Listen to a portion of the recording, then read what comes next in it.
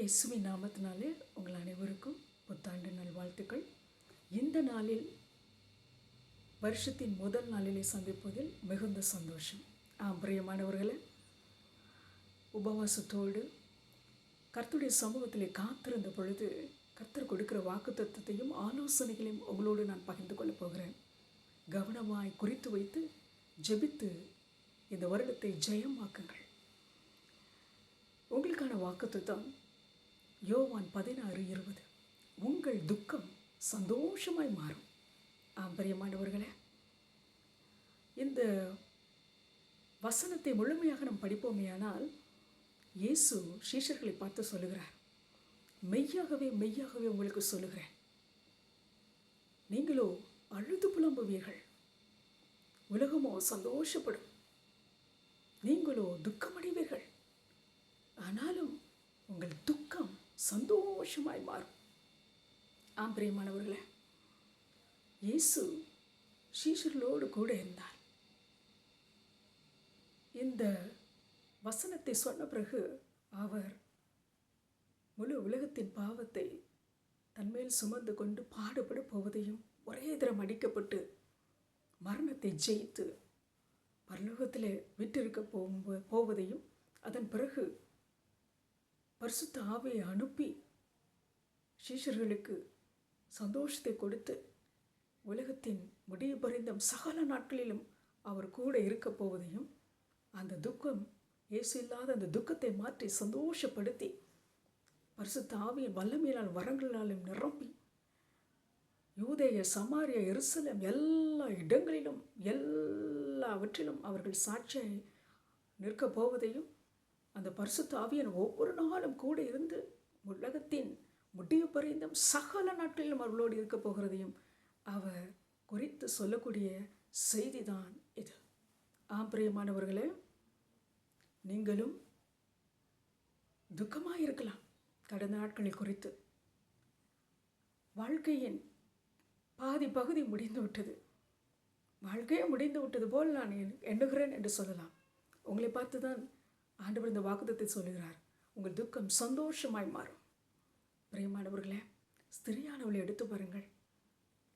பிள்ளை பெற்றுக்காக காத்திருக்கும் பொழுது வலி, கர்ப்ப வேதனை, துக்கம்.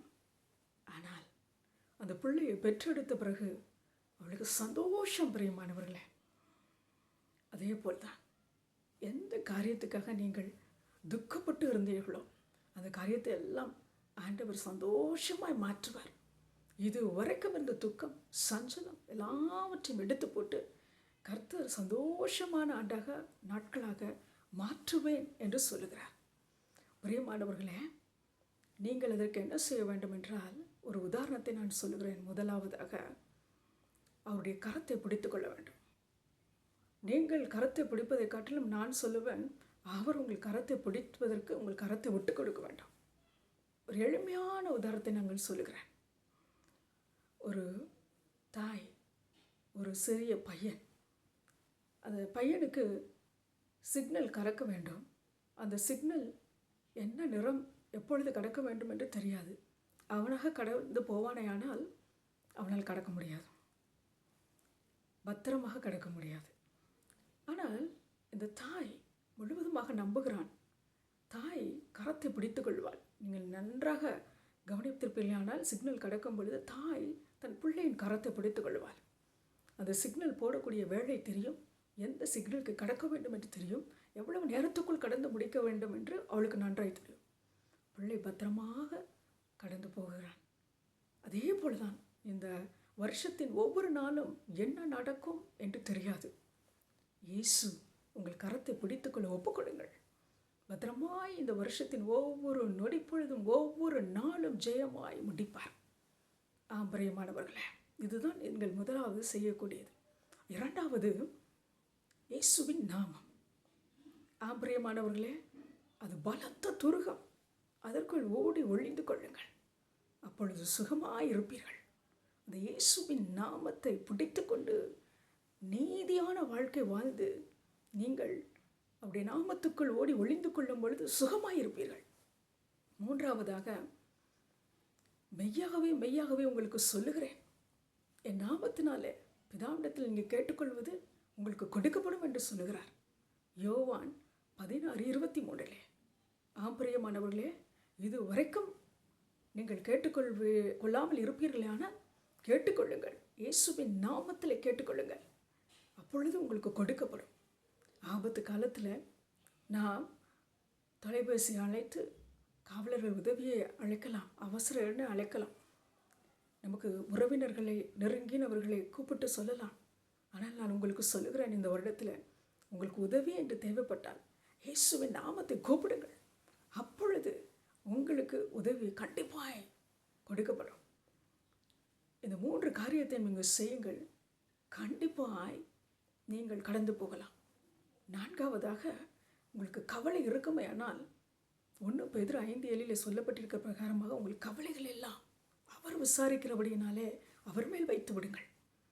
அவர் உங்கள் இருதயத்தை ஸ்திரப்படுத்தி உங்கள் கவலையெல்லாம் அகற்றி உங்கள் துக்கத்தை எல்லாம் சந்தோஷமாக மாற்றுவார். பிரியமானவர்களே, அதோடு ஆண்டவர் கொடுக்கிற வாக்குத்தத்தம் பிரியமானவர்களே, எசையா 61:3 சொல்லப்பட்டிருக்கிறது, உங்கள் சாம்பலுக்கு பதிலாக சிங்காரத்தை கொடுப்பேன் என்றும், உங்கள் ஒடுங்கின ஆவிக்கு பதிலாக புதிய நாடை கொடுப்பேன் என்றும், உங்கள் அழுகைக்கு பதிலாக உங்கள் துக்கத்துக்கு பதிலாக ஆனந்த கழிப்பை கொடுப்பேன் என்றும் ஆண்டவர் வாக்கு கொடுக்கிறார். உறுதியை பிடித்து கொள்ளுங்கள். எப்பேற்பட்ட சஞ்சலம் தவிப்பு வந்தாலும் ஆண்டவரே இந்த வாக்குத்தத்தத்தை கொடுத்தீரே என்று சொல்லுங்கள். ஆண்டவர் கண்டிப்பாய் உங்களுக்கு கொடுத்த வாக்குத்தத்தத்தை நிறைவேற்றுவார். அதோடு பிரியமானவர்களே, இந்த வருஷத்துக்கு ஆண்டவரே நீர் ஆலோசனை கொடும் என்று சொல்லி நான் கேட்ட பொழுது அவருடைய சமூகத்தில் அவர் சில ஆலோசனைகளை கொடுத்தார். அதை கவனமாய் குறித்து வைத்து கொண்டு ஜெபித்து ஒவ்வொரு நாளும் அதன்படி நடந்து ஜெயம் பெறுங்கள். முதலாவதாக, சகோதர சிநேகிதத்தில் நிலைத்திருங்கள். பிரியமானவர்களே, எல்லாரையும் சகோதர சகோதரியாக பாவித்து இயேசுடைய அன்பினாலே நிரப்பப்பட்டு ஒவ்வொருவருக்குள்ளாரையும் அந்த அன்பு, சகோதர அன்புக்குள், சகோதரி அன்புக்குள் ஆண்டவரே நிலைத்திருங்கள் என்று சொல்லி நீங்கள் சொன்னீங்களேன்னு சொல்லி ஜெபித்து அந்த அன்பிலே பலப்படுங்கள் பிரியமானவர்களே. அடுத்ததாக, உங்கள் வீட்டுக்கு வருவார்களே ஆனால் அந்நியரை உபசரிக்க மறந்து விடாதிருங்கள். பிரியமானவர்களே, சில வேளைகளில் நம்மளை அறியாமல் தேவதூதனை நாம் அனுசரிக்கிறதும் உண்டு, அவர்களுக்கு உபசரிக்கிறதும் உண்டு. அதனால் பிரியமானவர்களே, ஜாக்கிரதையாக இருக்க வேண்டும். யார் வீட்டுக்கு வருகிறார்கள் என்று ஞானமாய் அதை அறிந்து அவர்களை ஏற்றுக்கொள்ள வேண்டும். அவர்களுக்கு நீங்கள் உபசரிக்க வேண்டும். உண்மையான உதாரணம் என்று சொன்னால், ஆபிரகாம் 14ஆம் அதிகாரம் ஆதியாகமத்திலே நீங்கள் படித்து பார்ப்பீர்களானால், ஆபிரகாம் 3 தேவதூதர்கள் வருகிறார்கள், உபசரிக்கிறார். அப்பொழுது ஆபிரகாம் இந்த உலகத்தில் நடக்க வேண்டிய காரியங்கள், சோதம் கொமோரா அழிக்கப்படக்கூடிய காரியங்களை வெளிப்படுத்துகிறார். அதோடு பிரியமானவர்களை, சாராளுக்கு ஒரு பிள்ளையும் கொடுத்து கர்த்தரால் ஆகாத காரியம் ஒன்று உண்டோ என்று சொல்லி வாக்குத்தத்தத்தையும் கொடுத்து போகிறார். அது உங்களுக்கு ஆசீர்வாதமாக இருக்கும். 3வதாக பிரியமானவர்களே, நீங்கள் என்ன செய்ய வேண்டும் என்றால், உங்கள் விவாகம் கனமுள்ளதாக இருக்க வேண்டும். எல்லாருக்குள்ளாரையும் கனமுள்ளதாக இருக்க வேண்டும். உங்கள் விவாகம் மச்சம் அசூசிப்படாது இருக்க வேண்டும். ஏனென்றால் விபச்சாரக்காரரையும் வேசிக்கலனையும் தேவன் நியாயம் தீர்ப்பார். எச்சரிக்கையாக இருங்கள். 4வதாக, பண ஆசை இல்லாதிருங்கள். பண ஆசை தான் எல்லா தீமைக்கும் வேர் பிரியமானவர்களே. அது இல்லாமல் உங்களுக்கு இருக்கிறதை போதும் என்று சொல்லி எண்ணி ஸ்தோத்திரியுங்கள். ஏனென்றால் கர்த்தர் உங்களை விட்டு விலகுவதும் இல்லை, உங்களை கைவிடுவதும் இல்லை. தேவன் உங்களோடு கூட இருக்கிறார் என்று சொல்லி விசுவாசியுங்கள். கொடுத்திருக்கிற ஆசீர்வாதத்துக்காக நன்றி செலுத்தி ஸ்தோத்திரியுங்கள். தேவன் இந்த உலகத்தில் மாம்சமாக வந்த பொழுது இயேசுவானவர் என்ன செய்தார் உங்களுக்கு தெரியும் அல்லவா?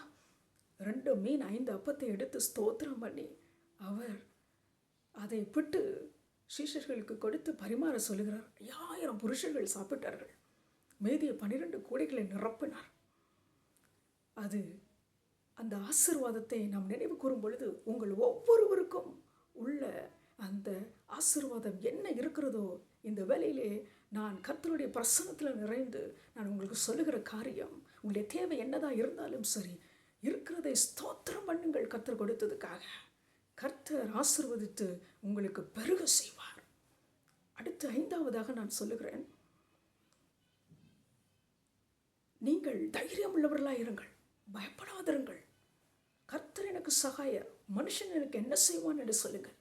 நல் மனசாட்சியோடு நற்கிரியைகளை செய்தால் செத்த கிரியைகள் அற நீங்கள் நற்கிரியைகளை செய்யும் பொழுது, நன்மையானவைகளை செய்து நீங்கள் நற்சீர் பொருந்தியவர்களாக இருப்பீர்களானால் கர்த்தர் உங்களுக்கு பகையாக இருக்கிறவர்களை சத்துருக்களையும் உங்களோடு சிநேகிதம் பண்ணுவார். நீங்கள் உண்மையாய் செய்யும் பொழுது உங்களுக்கு சத்துருக்கள் இல்லாமல் மாற்றி போடுவார். அடுத்ததாக பிரியமானவர்களே, நீங்கள் போஜன பிரியராக இருக்காதீர்கள். நீங்கள் என்ன பண்ண வேண்டும் என்றால், உங்கள் இருதயத்தை கிருபையினாலே மூடிக்கொள்ளுங்கள், கிருபையினாலே ஸ்திரப்படுங்கள்.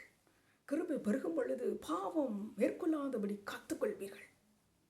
கிருபை உங்களுக்கு தகுதி கொடுக்கும். எந்த காரியத்தை தகுதி வேணுமோ தகுதி கிடைக்கும்.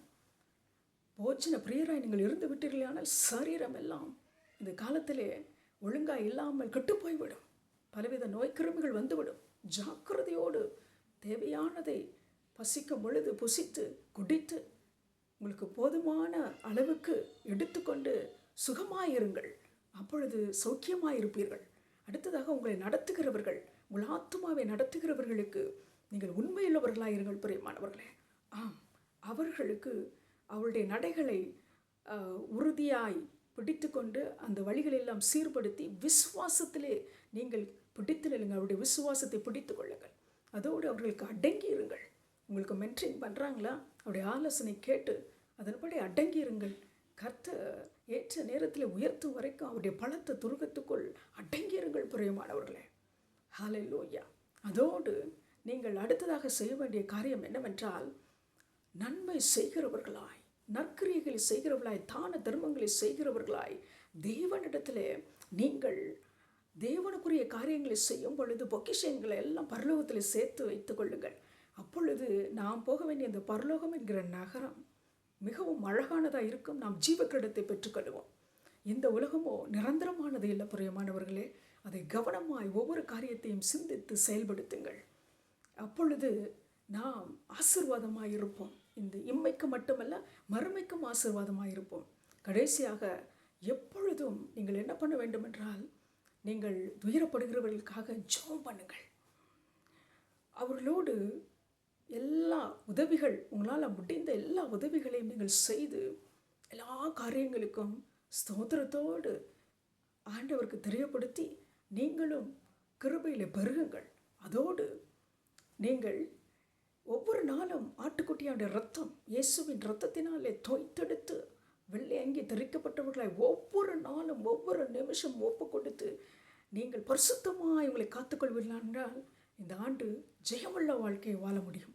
இப்படிப்பட்ட ஆலோசனைகள் எல்லாம் நீங்கள் கேட்டு இந்த காரியங்களை குறித்து கொண்டிருப்பீர்கள் என்று நான் நினைக்கிறேன்.